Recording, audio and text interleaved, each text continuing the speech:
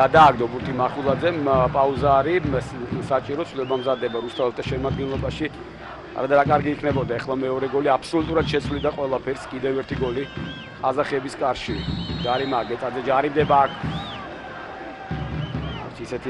ისეთი მოძრაობა გააკეთა ახლა მეოთხე ნომერმა ალექსეი დანაიევმა, რომ ძალიან სწრაფად წამოდგა საიმისოთ, რომ თუ ასეთი ტრავმა მიიღო, ესე სწრაფად არ დგებია მეოთხე. გიორგი ქავთარაძე კიდევ ერთხელ გეწადის ნაცვლად შემოდის ქავთარაძე.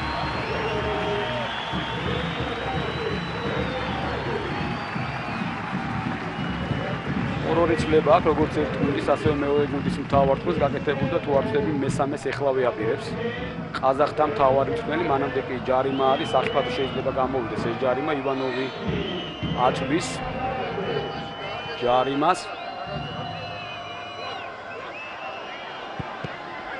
რა ხდება იქ და 1-1. ვერაფრით ვერ გამოიტანეს ბურთი ახლა რუსთაველმა ფეხბურთელებმა და საბოლოოდ მოხდა ის, რაც ყველაზე ცუდი შეიძლება მომხდარიყო, ძალიან სწრაფად მივიღეთ საპასუხო გოლი. აი ხედავთ ივანოვის ჩაწოდება. ვერ შეწდა ბურთს კვახაძე, შემდეგ ძალიან დიდ ხანს აძლევდნენ ამ ფეხბურთელს ახლა თამაშის საშუალებას და საბოლოოდ აი ცოტა ადრე უნდა მისულიყვნენ ალბათ და ცოტა უფრო მეტად აქტიურად და საბოლოოდ გიორგი დასკალომა დასკალომა გაიტანა გოლი 1-1.